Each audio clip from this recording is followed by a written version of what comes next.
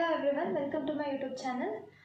ನಾವಿವತ್ತು BSc 4th Sem Physics semiconductor devices ಅನ್ನೋ ಚಾಪ್ಟರ್ನ ನೋಡ್ತೀವಿ. ಇದು ಎರಡನೇ ಲೆಕ್ಚರ್.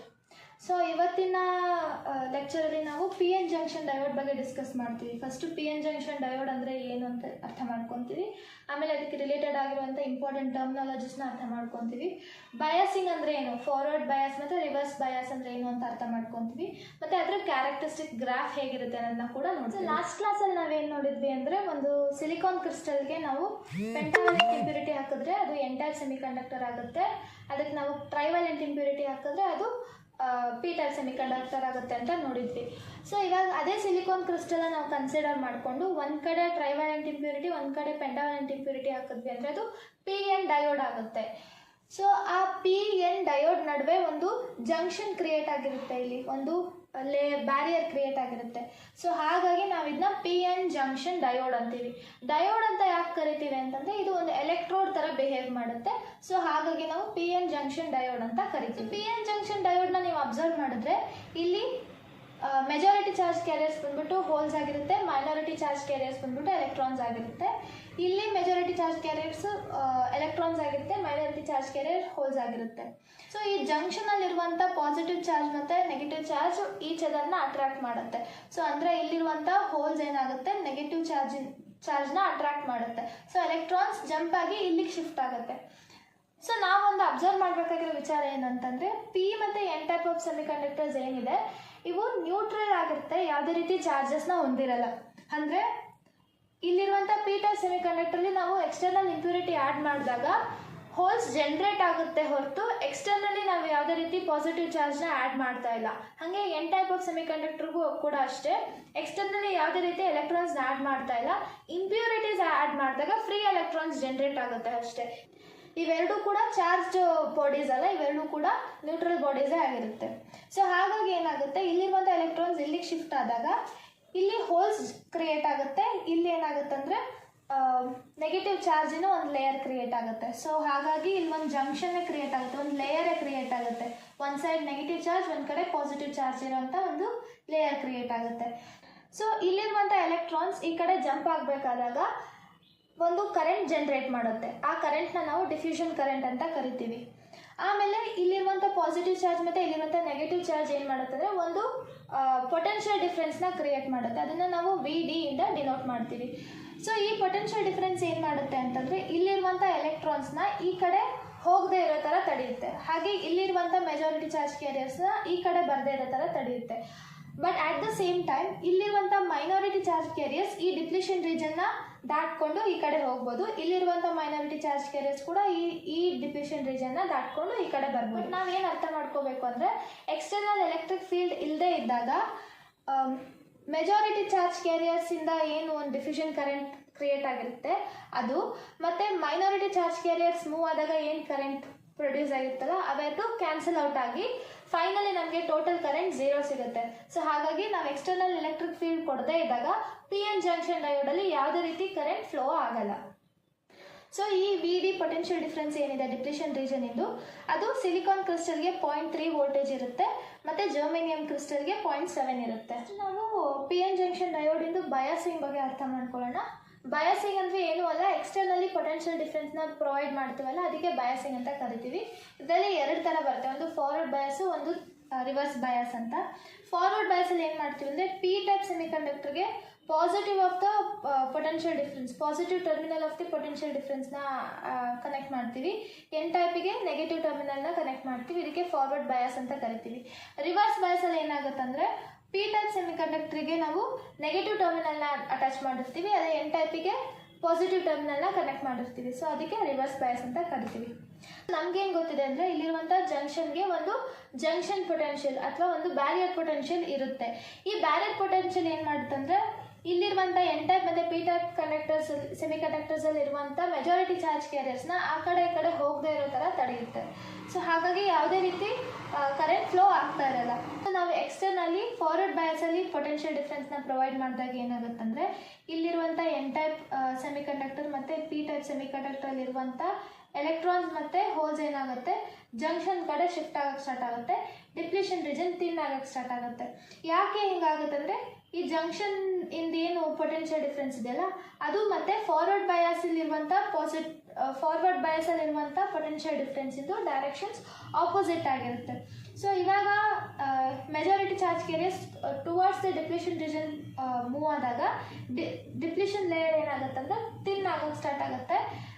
ಯಾವಾಗ ಈ ಜಂಕ್ಷನ್ ಪೊಟೆನ್ಷಿಯಲ್ಗೆ ಈ ಎಕ್ಸ್ಟರ್ನಲ್ ಪೊಟೆನ್ಷಿಯಲ್ ಈಕ್ವಲ್ ಆಗುತ್ತೋ, ಅಂದರೆ ನಾವು ಇಲ್ಲಿರುವಂಥ ಪೊಟೆನ್ಷಿಯಲ್ನ ಇನ್ಕ್ರೀಸ್ ಮಾಡ್ಕೊತಾ ಹೋದಂಗೆ ಎಲ್ಲಿ ಯಾವ ಪಾಯಿಂಟಲ್ಲಿ ಈ ಜಂಕ್ಷನ್ ಪೊಟೆನ್ಷಿಯಲ್ಗೆ ಈಕ್ವಲ್ ಆಗುತ್ತೋ ಎಕ್ಸ್ಟರ್ನಲ್ ಪೊಟೆನ್ಷಿಯಲ್, ಆವಾಗ ಇಲ್ಲಿರುವಂಥ ಜಂಕ್ಷನ್ ಕೊಲ್ಯಾಪ್ಸ್ ಆಗುತ್ತೆ, ಅಂದರೆ ಕಂಪ್ಲೀಟ್ಲಿ ಡೆಸ್ಟ್ರಾಯ್ ಆಗುತ್ತೆ.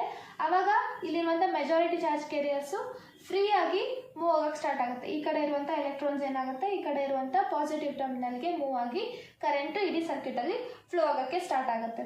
So this is the working of forward bias. So ಇವಾಗ ರಿವರ್ಸ್ ಬಯಾಸಲ್ಲಿ ಏನಾಗುತ್ತೆ ಅಂತ ನೋಡೋಣ.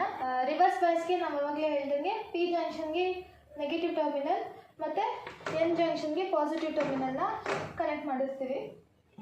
ಈ ಜಂಕ್ಷನ್ ಪೊಟೆನ್ಷಿಯಲಿಂದ ಏನು ಡೈರೆಕ್ಷನ್ ಇರ್ತಲ್ಲ ಮತ್ತು ಎಕ್ಸ್ಟರ್ನಲ್ ಎಲೆಕ್ಟ್ರಿಕ್ ಫೀಲ್ಡಿಂದ ಏನು ಡೈರೆಕ್ಷನ್ ಇರ್ತಲ್ಲ ಎರಡೂ ಸೇಮ್ ಇರುತ್ತೆ. ಸೊ ಇಲ್ಲೇನಾಗುತ್ತಂದರೆ ನಾವು ಯಾವಾಗ ಎಕ್ಸ್ಟರ್ನಲ್ ಎಲೆಕ್ಟ್ರಿಕ್ ಫೀಲ್ಡ್ ಅಪ್ಲೈ ಮಾಡ್ತೀವಲ್ಲ ಆವಾಗ ಈ ನೆಗೆಟಿವ್ ಟರ್ಮಿನಲ್ಗೆ ಇಲ್ಲಿರುವಂಥ ಹೋಲ್ಸ್ ಅಟ್ರಾಕ್ಟ್ ಆಗುತ್ತೆ, ಈ ಪಾಸಿಟಿವ್ ಟರ್ಮಿನಲ್ಗೆ ಇಲ್ಲಿರುವಂಥ ಎಲೆಕ್ಟ್ರಾನ್ಸ್ ಅಟ್ರಾಕ್ಟ್ ಆಗುತ್ತೆ. ಸೊ ಅವಾಗ ಏನಾಗುತ್ತೆ ಅಂದರೆ ಇವು majority charge carriers towards the terminal move ಆದಾಗ ಡಿಪ್ಲೀಷನ್ ರೀಜನ್ ಏನಾಗುತ್ತೆ ವೈಡ್ ಆಗ್ತಾ ಹೋಗುತ್ತೆ. ಸೊ ಆಟ್ ದಿಸ್ ಮೂಮೆಂಟ್ ಇಲ್ಲಿ ಯಾವುದೇ ರೀತಿ ಮೆಜಾರಿಟಿ ಚಾರ್ಜ್ ಕ್ಯಾರಿಯರ್ಸಿಂದ ಕರೆಂಟ್ ಫ್ಲೋ ಆಗಲ್ಲ.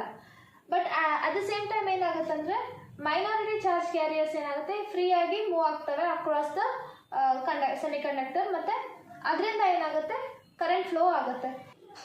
ಸೊ ನಾವು ಎಕ್ಸ್ಟರ್ನಲ್ ಪೊಟೆನ್ಷಿಯಲ್ ಡಿಫ್ರೆನ್ಸ್ ಅಪ್ಲೈ ಮಾಡಿದಾಗ ನಮಗೆ ಕರೆಂಟ್ ಫ್ಲೋ ಆಗುತ್ತೆ, ಅದು ಬರೀ ಮೈನಾರಿಟಿ ಚಾರ್ಜ್ ಕ್ಯಾರಿಯರ್ಸಿಂದ ಅಷ್ಟೇ ಫ್ಲೋ ಆಗುತ್ತೆ. ನಾವು ಯಾವಾಗ ಅದನ್ನ ಇನ್ಕ್ರೀಸ್ ಮಾಡ್ತಾ ಹೋಗ್ತೀವಲ್ವ ಆವಾಗ ಅಟ್ ಸಮ್ ಮೂಮೆಂಟ್ ನಮಗೆ ಕರೆಂಟ್ ಫ್ಲೋ ಆಗೋದು ಕಾನ್ಸ್ಟೆಂಟ್ ಆಗೋಕ್ಕೆ ಸ್ಟಾರ್ಟ್ ಆಗುತ್ತೆ, ಒಂದು ಸ್ಯಾಚುರೇಷನ್ ಲೆವೆಲ್ನ ರೀಚ್ ಆಗುತ್ತೆ. ಅದೇ ನಾನು ತುಂಬ ಜಾಸ್ತಿ ವೋಲ್ಟೇಜ್ನ ಇನ್ಕ್ರೀಸ್ ಮಾಡಿದ್ದೀನಿ ಅಂದರೆ ಅಟ್ ಸಮ್ ವೋಲ್ಟೇಜ್ ಅಂದರೆ ಒಂದು ಬ್ರೇಕ್ ಡೌನ್ ವೋಲ್ಟೇಜಲ್ಲಿ ಏನಾಗುತ್ತೆ ಅಂದರೆ ಒಂದು high spike of current flow ಆಗೋಕ್ಕೆ ಸ್ಟಾರ್ಟ್ ಆಗುತ್ತೆ. ಸೊ ಅದನ್ನು ನಾವು ಆ ವೋಲ್ಟೇಜನ್ನು ನಾವು ಬ್ರೇಕ್ ಡೌನ್ ವೋಲ್ಟೇಜ್ ಅಂತ ಕರಿತೀವಿ. ಸೊ ಇದು ಯಾಕಾಗುತ್ತೆ ಅಂತಂದಾಗ ಈ ನಾವು ಕೊಟ್ಟಂಥ ಎಕ್ಸ್ಟರ್ನಲ್ ವೋಲ್ಟೇಜ್ ಏನು ಹೈ ಎನರ್ಜಿನ ಪ್ರೊವೈಡ್ ಮಾಡುತ್ತೆ ಇಲ್ಲಿರುವಂಥ ಮೈನಾರಿಟಿ ಚಾರ್ಜ್ ಕ್ಯಾರಿಯರ್ ಎಲೆಕ್ಟ್ರಾನ್ಸ್ಗೆ. ಸೊ ಆ ಎಲೆಕ್ಟ್ರಾನ್ಸ್ ಏನು ಮಾಡುತ್ತೆ ಅಂದರೆ ಆ ಒಂದು ಸೆಮಿಕಂಡಕ್ಟರ್ಲಿರುವಂಥ ಎಲೆಕ್ಟ್ರಾನ್ಸ್ನ ಅಂದರೆ ಬಾಂಡ್ ಆಗಿರುವಂಥ ಎಲೆಕ್ಟ್ರಾನ್ಸ್ನ ಏನು ಮಾಡುತ್ತೆ ಅಂದರೆ ನಾಕ್ ಡೌನ್ ಮಾಡಿ ಅದನ್ನು ಕಂಡಕ್ಷನ್ ಬ್ಯಾಂಡಿಗೆ ಹೋಗೋಕ್ಕೆ ಹೆಲ್ಪ್ ಮಾಡುತ್ತೆ.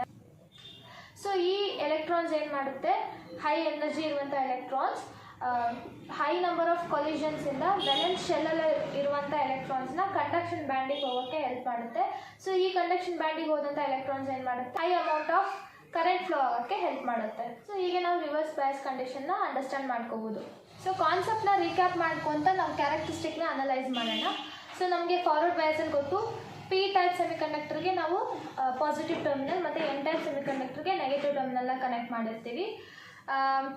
ಇಲ್ಲಿ ಬ್ಯಾರಿಯರ್ ಪೊಟೆನ್ಷಿಯಲ್ ಮತ್ತು ಎಕ್ಸ್ಟರ್ನಲ್ಲಿ ಅಪ್ಲೈ ಮಾಡಿರುವಂಥ ಪೊಟೆನ್ಷಿಯಲ್ ಡೈರೆಕ್ಷನ್ಸ್ ಆಪೋಸಿಟ್ ಇರೋದ್ರಿಂದ ಡಿಪ್ಲೀಷನ್ ರೀಜನ್ ಏನಾಗುತ್ತೆ ಥಿನ್ ಆಗ್ತಾ ಹೋಗುತ್ತೆ. ಅಟ್ ಸಮ್ ಪರ್ಟಿಕ್ಯುಲರ್ ಪೊಟೆನ್ಷಿಯಲ್ ಏನಾಗುತ್ತೆ ಫಾರ್ ಸಿಲಿಕಾನ್ 0.3 ವೋಲ್ಟೇಜ್ ಮತ್ತು ಜರ್ಮೇನಿಯಮ್ಗೆ 0.7 ವೋಲ್ಟೇಜ್ ಆಗಿರುತ್ತೆ. ಸೊ ಆ ಪರ್ಟಿಕ್ಯುಲರ್ ವೋಲ್ಟೇಜಲ್ಲಿ ಏನಾಗುತ್ತೆ ಡಿಪ್ಲೀಷನ್ ರೀಜನ್ ಕೊಲ್ಯಾಪ್ಸ್ ಆಗುತ್ತೆ, ಆವಾಗ ಫ್ರೀಯಾಗಿ ಮೆಜಾರಿಟಿ ಚಾರ್ಜ್ ಕ್ಯಾರಿಯರ್ಸ್ ಮೂವ್ ಆಗೋಕ್ಕೆ ಸ್ಟಾರ್ಟ್ ಆಗುತ್ತೆ. ಸೊ ಈ ಮೆಜಾರಿಟಿ ಚಾರ್ಜ್ ಕ್ಯಾರಿಯರ್ಸಿಂದ ಫ್ಲೋ ಆಗುವಂಥ ಕರೆಂಟ್ನ ನಾವು ಫಾರ್ವರ್ಡ್ ಕರೆಂಟ್ ಅಂತ ಕರಿತೀವಿ. ಸೊ ಇಲ್ಲಿ ನೋಡಿ ನಾವು ವೋಲ್ಟೇಜ್ ಇನ್ಕ್ರೀಸ್ ಮಾಡ್ತಾ ಹೋದಂಗೆಲ್ಲ ಏನಾಯಿತು ಕರೆಂಟ್ ಸ್ವಲ್ಪನೇ ಇನ್ಕ್ರೀಸ್ ಆಗ್ತಾ ಹೋಯಿತು. This is voltage and this is current. So ನಾನು ವೋಲ್ಟೇಜ್ನ ಇನ್ಕ್ರೀಸ್ ಮಾಡ್ತಾ ಹೋದಂಗೆ ಕರೆಂಟ್ ಸ್ವಲ್ಪ ಇನ್ಕ್ರೀಸ್ ಆಯಿತು. ಯಾವ ಪಾಯಿಂಟಲ್ಲಿ ಡಿಪ್ಲೀಷನ್ ರೀಜನ್ದು ವೋಲ್ಟೇಜ್ ಮತ್ತು ಎಕ್ಸ್ಟರ್ನಲ್ ವೋಲ್ಟೇಜ್ ಎರಡೂ ಈಕ್ವಲ್ ಆಗುತ್ತೋ ಆವಾಗ ನಮಗೆ high amount of current flow ಆಗೋಕ್ಕೆ ಸ್ಟಾರ್ಟ್ ಆಗುತ್ತೆ. ಸೊ ನಾವು ರಿವರ್ಸ್ ಬಯಾಸ್ ಅಂದರೆ ಏನಂತ ನೋಡಿದ್ವಿ, ಪಿ ಟೈಪ್ ಆಫ್ ಸೆಮಿಕಂಡಕ್ಟರ್ಗೆ ನೆಗೆಟಿವ್ ಟರ್ಮಿನಲ್ ಮತ್ತು ಎನ್ ಟೈಪ್ ಆಫ್ ಸೆಮಿಕಂಡಕ್ಟರ್ಗೆ ಪಾಸಿಟಿವ್ ಟರ್ಮಿನಲ್ನ ಕನೆಕ್ಟ್ ಮಾಡಿರ್ತೀವಿ. ಸೊ ಇಲ್ಲೇನಾಗುತ್ತೆ ಬ್ಯಾರಿಯರ್ ಪೊಟೆನ್ಷಿಯಲ್ ಇಂದು ಡೈರೆಕ್ಷನ್ ಮತ್ತು ಎಕ್ಸ್ಟರ್ನಲ್ಲಿ ಅಪ್ಲೈ ಮಾಡಿರುವಂಥ ಪೊಟೆನ್ಷಿಯಲ್ ಇಂದು ಡೈರೆಕ್ಷನ್ ಎರಡೂ ಸೇಮ್ ಆಗಿರುತ್ತೆ. ಈ ನಮ್ಮ ಮೆಜಾರಿಟಿ ಚಾರ್ಜ್ ಕ್ಯಾರಿಯರ್ಸ್ ಏನಾಗುತ್ತೆ ಅಂದರೆ ಟರ್ಮಿನಲ್ಸ್ಗೆ ಅಟ್ರಾಕ್ಟ್ ಆಗೋಕ್ಕೆ ಸ್ಟಾರ್ಟ್ ಆಗುತ್ತೆ. ಸೊ ಆವಾಗ ಡಿಪ್ಲೀಷನ್ ರೀಜನ್ ವೈಡ್ ಆಗೋಕ್ಕೆ ಸ್ಟಾರ್ಟ್ ಆಗುತ್ತೆ. ಸೊ ನಾನು ಪೊಟೆನ್ಷಿಯಲ್ ಡಿಫ್ರೆನ್ಸ್ನ ಇನ್ಕ್ರೀಸ್ ಮಾಡ್ತಾ ಹೋದಂಗೆ ಈ ಬ್ಯಾರಿಯರ್ ಕೂಡ ಥಿಕ್ ಆಗ್ತಾ ಹೋಗುತ್ತೆ. ಸೊ ಆಟ್ ಪರ್ಟಿಕ್ಯುಲರ್ ಬ್ರೇಕ್ ಡೌನ್ ವೋಲ್ಟೇಜಲ್ಲಿ ಏನಾಗುತ್ತೆ ಅಂದರೆ ನಮಗೆ ಕರೆಂಟ್ ಅಬ್ರಪ್ಟ್ಲಿ ಫ್ಲೋ ಆಗೋಕ್ಕೆ ಸ್ಟಾರ್ಟ್ ಆಗುತ್ತೆ. ಇದೇ ಯಾಕೆ ಅಂತಂದರೆ ಎಲೆಕ್ಟ್ರಾನ್ಸ್ ಹೈ ಎನರ್ಜಿನ ಗೇನ್ ಮಾಡಿದಾಗ ನಂಬರ್ ಆಫ್ ಕೊಲಿಷನ್ಸ್ ಮಾಡಿ ವೆಲೆನ್ಸ್ ಬ್ಯಾಂಡಲ್ಲಿರುವಂಥ ಎಲೆಕ್ಟ್ರಾನ್ಸ್ನ ಕಂಡಕ್ಷನ್ ಬ್ಯಾಂಡಿಗೆ ಹೋಗೋಕ್ಕೆ ಹೆಲ್ಪ್ ಮಾಡುತ್ತೆ. ಸೊ ಈ ಎಲೆಕ್ಟ್ರಾನ್ಸ್ ಈ ಮೈನಾರಿಟಿ ಚಾರ್ಜ್ ಎಲೆಕ್ಟ್ರಾನ್ಸ್ ಏನು ಮಾಡ್ತವೆ, ಈ ನಮ್ಮ ಕರೆಂಟ್ ಫ್ಲೋ ಮಾಡೋಕ್ಕೆ ಹೆಲ್ಪ್ ಮಾಡುತ್ತೆ. ಸೊ ಇಲ್ಲಿ ನಾವು ಡಯಾಗ್ರಾಮ್ನ ಅಬ್ಸರ್ವ್ ಮಾಡಿದ್ರೆ, ಸೊ ಇಲ್ಲಿ ಕರೆಂಟು ಫ್ಲೋ ಆಗೋಕ್ಕೆ ಸ್ಟಾರ್ಟ್ ಆಗಿದೆ only due to minority charge carriers. At this point ಏನಾಯಿತು, ಕರೆಂಟ್ ಸ್ಯಾಚುರೇಷನ್ ಲೆವೆಲ್ನ ರೀಚ್ ಆಯಿತು. ಸೊ ಈ ಪಾಯಿಂಟಲ್ಲಿ ಏನಾಯಿತು, ನಾವು ಬ್ರೇಕ್ ಡೌನ್ ವೋಲ್ಟೇಜ್ನ ಅಪ್ಲೈ ಮಾಡಿದಾಗ ಕರೆಂಟ್ ಅಬ್ರಪ್ಟ್ಲಿ ಫ್ಲೋ ಆಗೋಕ್ಕೆ ಸ್ಟಾರ್ಟ್ ಆಯಿತು. So this is P N junction ಡಯೋಡಿಂದು ಬಯಾಸಿಂಗ್ ಕ್ಯಾರೆಕ್ಟರಿಸ್ಟಿಕ್ನ ನಾವು ಹೀಗೆ ಅರ್ಥ ಮಾಡ್ಕೊಂಡು. That is it for today guys. I hope ನಿಮಗೆ ಪಿ ಎನ್ ಜಂಕ್ಷನ್ ಡಯೋಡ್ ಅಂದರೆ ಏನು, ಬಯಾಸಿಂಗ್ ಅಂದರೆ ಏನು, ಕ್ಯಾರೆಕ್ಟರಿಸ್ಟಿಕ್ ಹೇಗಿರುತ್ತೆ, ಫಾರ್ವರ್ಡ್ ಬಯಾಸ್ ಮತ್ತು ರಿವರ್ಸ್ ಬಯಾಸಿಂದು ಅಂತ ಅರ್ಥ ಮಾಡ್ಕೊಂಡಿದ್ದೀರಾ ಅಂತ ಅಂದ್ಕೊತೀನಿ. ಯಾವುದೇ ರೀತಿ ಫೀಡ್ಬ್ಯಾಕ್ಸ್ ಏನಾದ್ರು ಇತ್ತಂದರೆ ದಯವಿಟ್ಟು ಕಮೆಂಟ್ ಸೆಕ್ಷನಲ್ಲಿ ತಿಳಿಸಿ. Thank you.